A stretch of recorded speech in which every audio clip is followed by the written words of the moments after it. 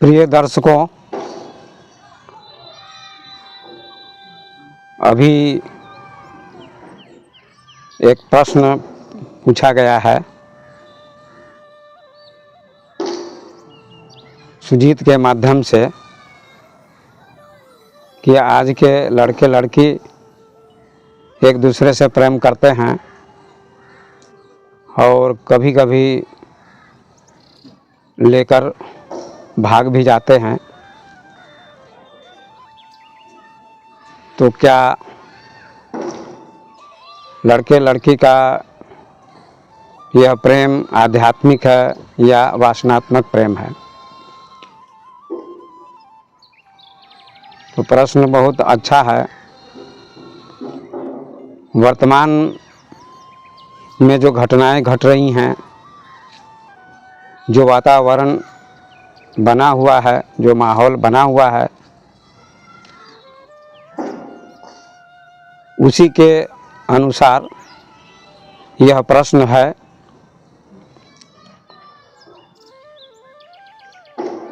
और यह बहुत ही सुंदर बात है। आज युवक और युवती, लड़के और लड़की एक दूसरे से प्रेम करते हैं।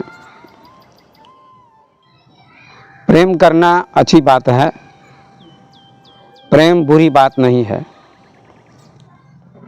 क्योंकि हर व्यक्ति किसी न किसी से प्रेम करता है। सृष्टि में प्रेम चल रहा है, यहाँ तक कि मनुष्य ही नहीं, मानव ही नहीं, पशु पक्षी भी प्रेम करते हैं, लेकिन उनको प्रेम का पता नहीं होता है, किंतु प्रेम करते हैं। प्राकृतिक रूप से प्रेम करते हैं और संतान उत्पन्न करते हैं। पर मनुष्य भी प्रेम करता है, और प्रेम के कई रूप होते हैं।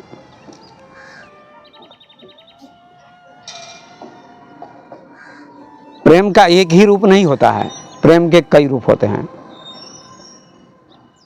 और प्रेम को समझना होगा। माता से भी पुत्र प्रेम करता है, पिता से भी प्रेम करता है, भाई से भी करता है, अपने शरीर से भी करता है। बहुत सी चीजों से प्रेम करता है व्यक्ति। प्रेम के बिना कोई रह नहीं सकता है, प्रेम तो करना ही पड़ेगा। प्रेम जीवन का आधार है। यदि जीवन में प्रेम नहीं होगा तो जीवन चल नहीं सकता है। किंतु प्रेम के रूप को समझना पड़ेगा। लड़के और लड़की जो प्रेम करते हैं एक दूसरे से, और कभी कभी माता पिता को धोखा देकर भाग भी जाते हैं, और जीवन भर के लिए माता पिता से रिश्ता तोड़ लेते हैं, ऐसी भी घटनाएं घटती हैं। तो इसके संबंध में मैं कुछ बताना चाहता हूं। अभी जो प्रश्न पूछा है सुजीत ने, अच्छा सवाल पूछा है।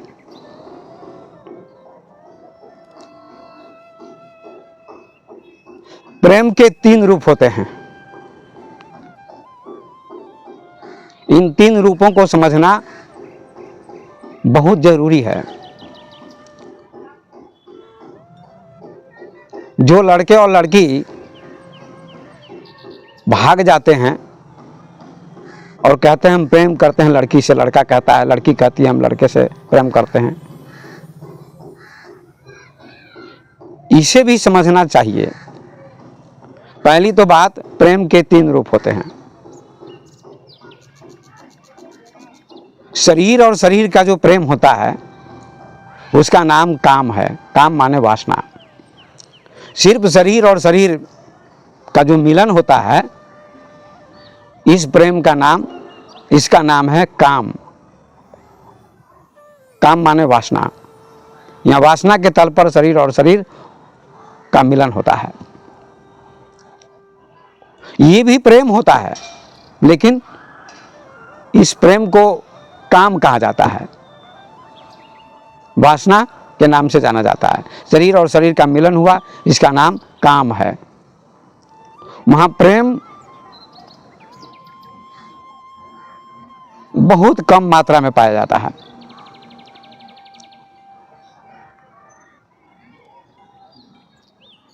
और दूसरा है मन और मन का मिलन। मन और मन का जो मिलन है उसका नाम प्रेम है। क्योंकि शरीर के तल पर जो प्रेम होता है वह पशु के तल का प्रेम होता है, और मन का जो प्रेम होता है वह मनुष्य के तल पर होता है। यही लोग समझ नहीं पाते हैं। शरीर और शरीर का जो प्रेम घटता है ये पशु के स्तर का प्रेम होता है, क्योंकि पशु भी मिलते हैं एक दूसरे से, सहवास करते हैं, सेक्स करते हैं, संभोग करते हैं।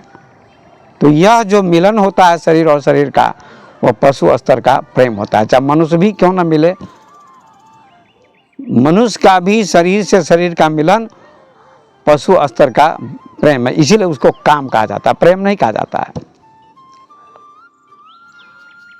शरीर और शरीर के मिलन मात्र को काम कहा जा सकता है, वासना कही जा सकती है। और इससे ऊंचा स्तर है, ऊंचा तल है मन का। शरीर का तल ऊंचा नहीं है, शरीर का तल तो बहुत नीचे का तल है। और मन का जो प्रेम होता है वह प्रेम कहलाता है। मन और मन का मिलन जो है वो प्रेम है, क्योंकि मन थोड़ा चिंतन करता है, मन थोड़ा मनन करता है, और मनन की क्षमता पशु में नहीं होती है। इसलिए शरीर और शरीर के तल पर मात्र मिलते हैं तो वहाँ काम घटित होता है। और मनुष्य मनन करता है, चिंतन करता है, इसलिए मन और मन का जहाँ मिलन होता है उसका नाम प्रेम होता है।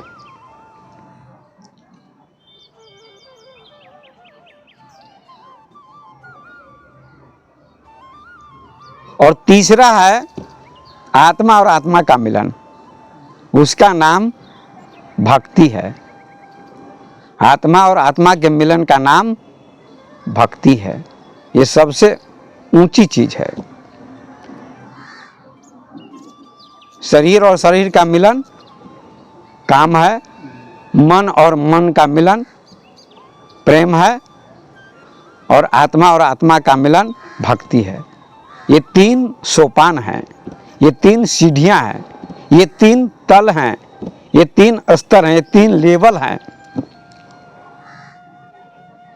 सबसे निम्न नीचे का तल शरीर और शरीर का मिलन है, जिसको काम कहा जाता है। इसलिए सभी ग्रंथों में ज्ञानियों ने, विद्वानों ने सबसे पहले काम को रखा है। काम है तब क्रोध है, तब लोभ है। शरीर के तल पर काम घटित होता है, मन के तल पर क्रोध घटित होता है, क्योंकि शरीर में क्रोध नहीं होता है, मन में क्रोध होता है। इसलिए प्रेम में जब बाधा पड़ती है तो क्रोध उत्पन्न होता है। तो मन और मन का जो मिलन है उसका नाम प्रेम है, और आत्मा के मिलन का नाम भक्ति है। ये सबसे ऊंची चीज है, आत्मा और आत्मा का मिलन। तो सवाल यहाँ कि लड़के और लड़की जो एक दूसरे को लेकर भाग जाते हैं, ये प्रेम कैसा है?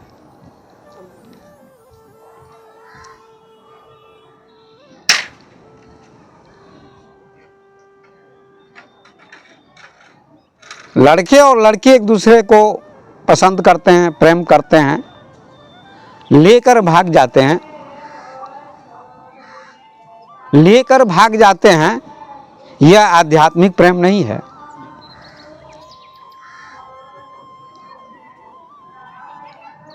यह आध्यात्मिक प्रेम नहीं है, यह सिर्फ काम है। केवल वे दोनों शरीर को ही समझते हैं, अभी मन को भी नहीं समझते हैं। केवल शरीर और शरीर दोनों का मिलता है और लेकर भाग जाते हैं। इसमें अध्यात्म कुछ भी नहीं है, क्योंकि आध्यात्मिक प्रेम होता तो भाग नहीं सकते। आध्यात्मिक प्रेम था राधा और कृष्ण का, आध्यात्मिक प्रेम था शिव और पार्वती का, आध्यात्मिक प्रेम था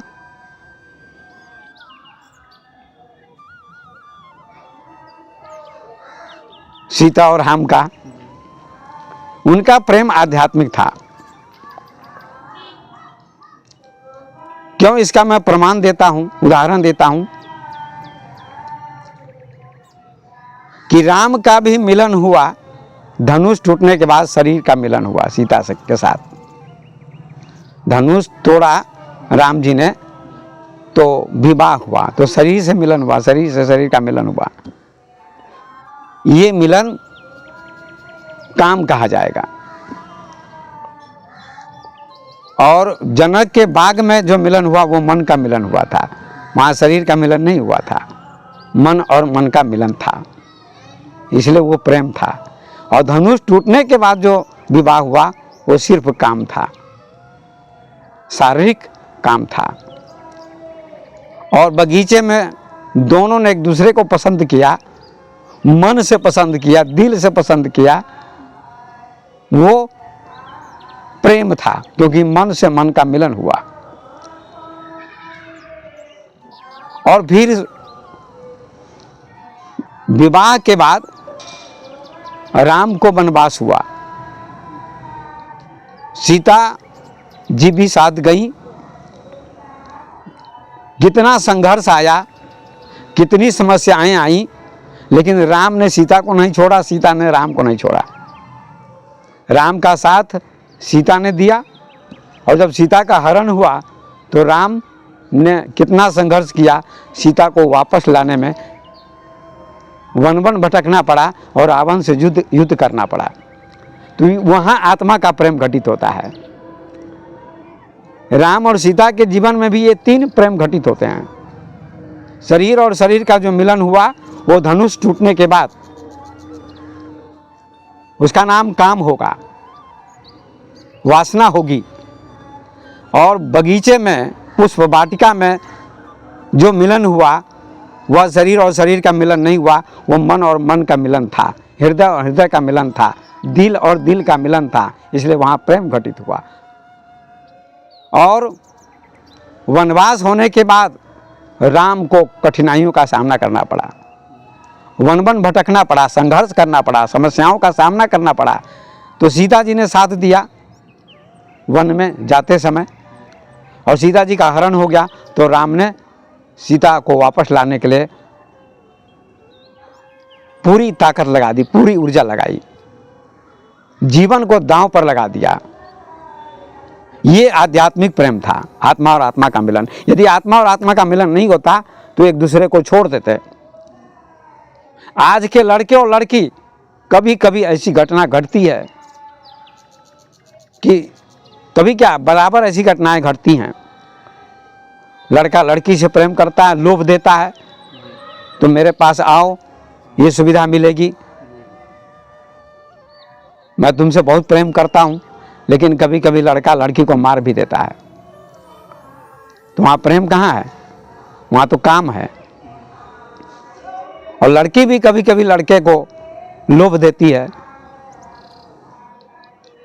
यदि धनी बाप की बेटी है और लड़का गरीब का बेटा है, तो लड़की प्रेम के नाम पर लड़के को फंसाती है कि मेरे बाप के पास इतनी संपत्ति, इतना वैभव है, हमसे तुम विवाह कर लो, हमसे तुम प्रेम कर लो, तुम्हारा जीवन सुखी हो जाएगा। लेकिन बाद में दोनों में खटपट हो जाती है, अनबन हो जाती है और तलाक भी हो जाता है। ऐसी घटनाएं घटती हैं। तो ये आध्यात्मिक प्रेम नहीं है। यदि तलाक हो जाता है, अनबन हो जाती है, दोनों में झगड़ा हो जाता है, किसी बात के लिए, तो आध्यात्मिक प्रेम कैसे हो सकता है? आध्यात्मिक प्रेम तो उसको कहते हैं, यदि लड़की के पास कुछ नहीं है, समस्या है, तो लड़के उसकी समस्या का समाधान करे। लड़के के पास पैसा नहीं है, कपड़ा नहीं है, सुविधा नहीं है, रहने की सुविधा, खाने की सुविधा, पहनने की सुविधा, यदि लड़की के पास सुविधा है तो उसकी सहायता वो करे। हर परिस्थिति में एक दूसरे की सहायता करे, मरते दम तक एक दूसरे की सहायता करे। कठिन से कठिन परिस्थिति में भी एक दूसरे की सहायता जो करते हैं, ऐसे व्यक्ति का प्रेम ही आध्यात्मिक प्रेम होता है।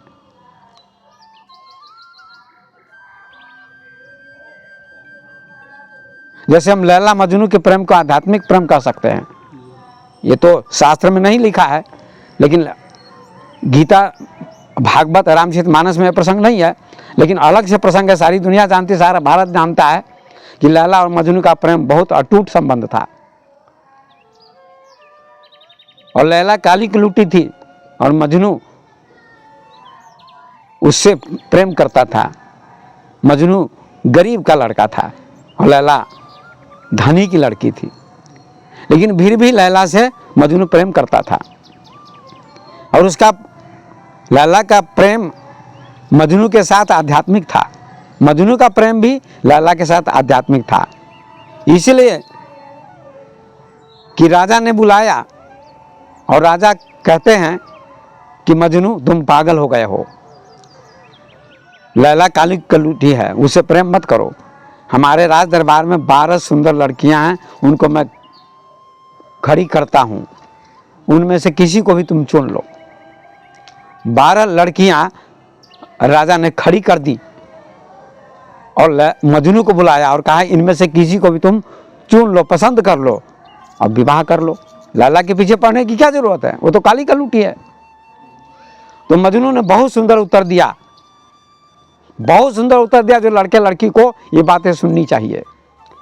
आजकल के लड़के और लड़की को जो लेकर फरार हो जाते हैं, भाग जाते हैं, माता पिता का त्याग कर देते हैं, ऐसे लड़के लड़की को ये बात सुननी चाहिए, इस बात पर ध्यान देना चाहिए। तो मजनू ने राजा से कहा, महाराज लैला को देखने के लिए मजनू की आंख चाहिए, इनमें कोई भी लैला के चरणों की धूल भी नहीं है। सुंदरता शरीर में नहीं होती है, सुंदरता आंखों में होती है।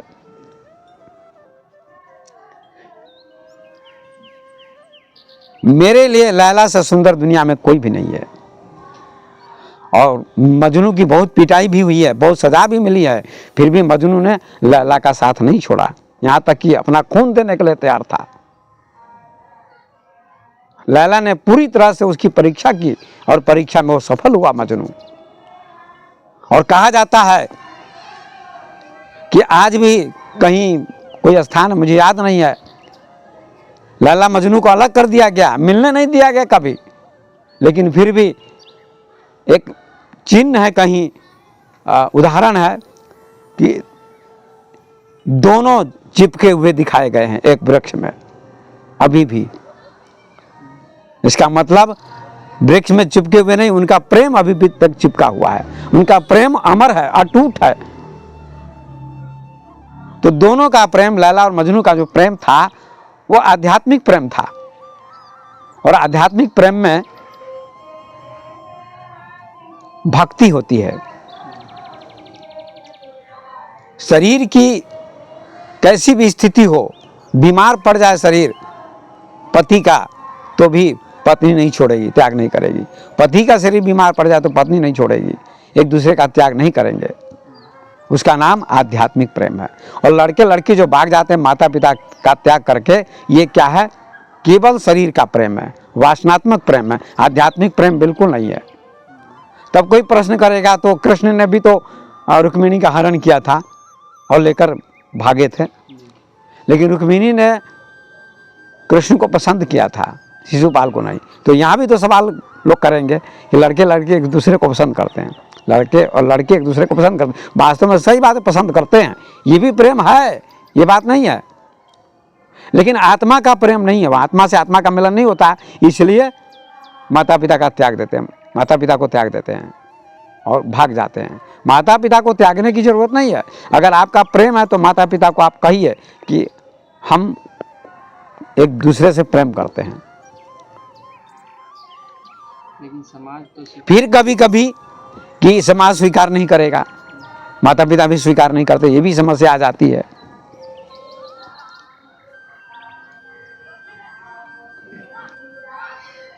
तो कभी कभी ऐसी परिस्थिति आने पर समाज का जो बंधन होता है उसको भी तोड़ना पड़ता है। यदि सच्चा प्रेम है तो तोड़ा जा सकता है। मैं ये कहना चाहता हूँ वीडियो के माध्यम से, यदि सच्चा प्रेम है तो समाज का बंधन भी तोड़ा जा सकता है।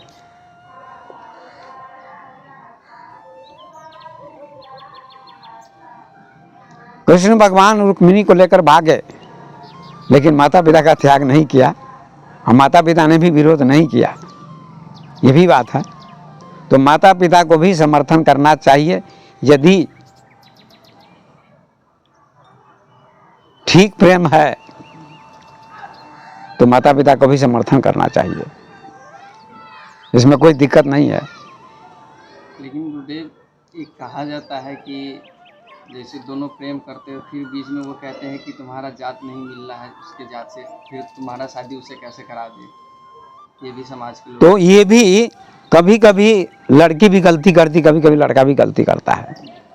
ठीक है, जाति नहीं मिलती है, मगर लड़की को भी सोच समझ करके डिसीजन लेना चाहिए, लड़के को भी सोच समझ के डिसीजन लेना चाहिए, निर्णय फैसला। क्यों?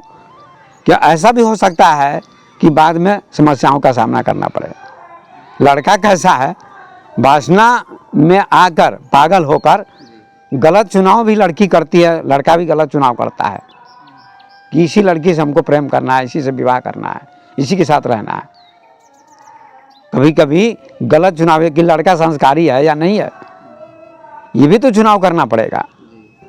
लड़का संस्कारी है या नहीं, केवल वासना को लेकर के निकल जाते हैं, सुंदरता को लेकर के, लेकिन मन की सुंदरता भी तो चाहिए। संस्कार कैसा है लड़के का, ये भी लड़की को चिंतन करना चाहिए। यदि लड़के का संस्कार अच्छा है ना, संस्कार अच्छा है, अच्छे विचार का है, इसीलिए तो इस पर ओशो ने बहुत सुंदर अपना विचार दिया। लोग ओशो की आलोचना करते हैं। अभी अभी ओशो का वीडियो डाला गया उनके जन्मदिन पर, तो शायद कमेंट में तुमने ही बताया, किसी बाबा ने कमेंट किया कि ओशो रंडीबाज थे। कितना गलत कमेंट किया, कितना मूर्ख साधु है वो, उसको कुछ भी पता नहीं ओशो के बारे में।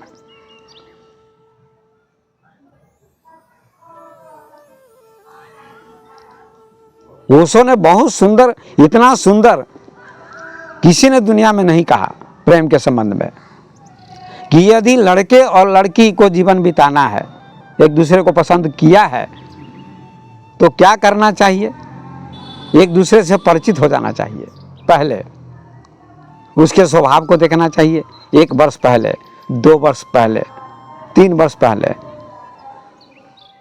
और ऐसा कहीं उन्होंने वर्णन किया है अपने प्रवचनों में कि आदिवासी क्षेत्रों में ऐसा कहीं होता है कि विवाह से पहले 3 साल तक लड़के और लड़की को छोड़ दिया जाता है, समाज की तरफ से मुक्त कर दिया जाता है, स्वतंत्र छोड़ दिया जाता है, एक दूसरे से परिचित हो जाए, एक दूसरे के शरीर से परिचित हो जाए, एक दूसरे से प्रेम करें, उनका स्वभाव मिलता है कि नहीं मिलता है ना। 3 साल का मौका दिया जाता है। जब 3 साल में एक दूसरे से परिचित हो जाते हैं, लड़का लड़की के स्वभाव से परिचित हो जाता है, लड़की लड़के के स्वभाव से परिचित हो जाती है, तब समाज के द्वारा उनका विवाह कर दिया जाता है। ये व्यवस्था बहुत अच्छी है। तो पहले जीवन बिताना है लड़की को लड़के के साथ, लड़के को लड़की के साथ जीवन बिताना है, माता पिता को नहीं बिताना है। पर माता पिता भी जबरदस्ती करते हैं कि कैसा भी संस्कार हो, हमारी जाति का लड़का है, चाहे मांस खाता हो, शराब पीता हो, है ना, गुटखा खाता हो, शिखर खाता हो, आचरण उसका खराब है, फिर भी उसी के साथ लोग शादी करते हैं। पढ़ा लिखा होना चाहिए, एजुकेटेड होना चाहिए, डॉक्टर होना चाहिए, इंजीनियर होना चाहिए, मगर भ्रष्ट आचरण का हो फिर भी उसी के साथ लड़की वाला विवाह करेगा, ये भी तो गलत परंपरा है। अगर दूसरी जाति का लड़का कितना अच्छा है, उसका आचरण अच्छा है, मांस नहीं खाता है, शराब नहीं पीता है, शिखर नहीं खाता है, गलत व्यवहार नहीं करता है, संस्कारी है, तो दूसरी जाति के लड़के के साथ भी लड़की का विवाह कर देना चाहिए, ये मैं कहना चाहता हूँ, YouTube के माध्यम से, इस वीडियो के माध्यम से कहना चाहता हूँ। माता पिता को ऐसा चाहिए। और आज ऐसी घटनाएं घटती हैं, अंतर्जातीय विवाह हो रहा है, तो क्या कर लेते हैं माता पिता, कुछ नहीं कर पाते हैं, फिर समर्थन भी दे देते हैं बाद में। हमारी ही एक शिष्या थी कोई लड़की, और दूसरी जाति के साथ विवाह कर लिया, बहुत दिनों तक उसके माता पिता लड़की को घर पर आने नहीं देते थे, बात नहीं करते थे, लेकिन 2-3 साल के बाद फिर वो आती है, बुलाते हैं माता पिता, फिर बातचीत होती, फिर मिलन होता है, फिर सारा विरोध समाप्त हो गया। तो मैं कहना चाहता हूं माता पिता से भी, ये जो परंपरा पर चलने वाले लोग हैं, पंडित पुरोहितों की बात पर चलने वाले लोग हैं,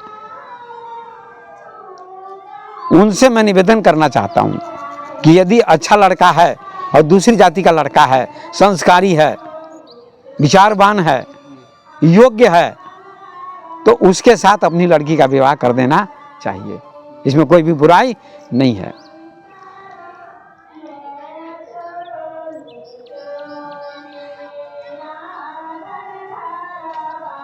लेकिन लड़के लड़की को भी कुछ चिंतन करना चाहिए।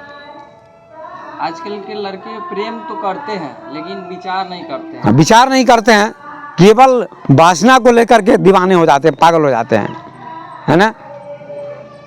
शरीर को देखा, है ना, और दोनों वासना में पागल हो जाते हैं, वासना को लेकर विचार नहीं करते, चिंतन नहीं करते हैं और भाग जाते हैं, और बाद में उपहास के पात्र बनते। कभी कभी लड़का योग्य नहीं मिलता है, कभी लड़की योग्य नहीं मिलती है, ऐसा भी होता है, और बाद में दोनों का संबंध भी बिखर जाता है। तो ऐसा भी नहीं होना चाहिए। लड़की का भी कर्तव्य है चिंतन करना चाहिए, विचार करना चाहिए, लड़का कैसा है ना, कुछ दिन वेट करना चाहिए, प्रतीक्षा करनी चाहिए, है ना। लड़के को भी कुछ दिन वेट करना चाहिए, प्रतीक्षा करनी चाहिए, विचार करना चाहिए, लड़की कैसी है, कैसा इसका स्वभाव है। यदि स्वभाव नहीं मिलेगा तो सब बेकार हो जाएगा, सारी जिंदगी नर्क हो जाएगी, जीवन नर्क बन जाएगा दोनों का। इसलिए स्वभाव भी मिलना चाहिए, विचार भी मिलना चाहिए, और संस्कार भी अच्छा होना चाहिए। 3 बातों की प्रमुखता है, स्वभाव भी मिलना चाहिए, संस्कार भी अच्छा होना चाहिए, और विचार भी अच्छा होना चाहिए दोनों का। यदि ऐसा है तो माता पिता को भी समर्थन करना चाहिए, तब कोई दिक्कत नहीं होगी।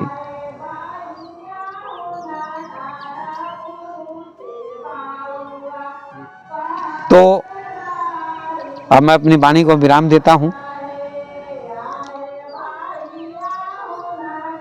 शरीर और शरीर का जो मिलन होता है उसका नाम काम है, और अधिकतर लड़के और लड़की शरीर और शरीर का मिलन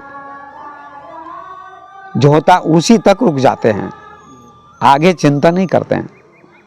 मन का और मन का जो मिलन है वो प्रेम है, उस पर भी चिंतन करना चाहिए, तो जीवन सुखमय होगा, तब वह मिलन अच्छा होगा, सुखमय होगा।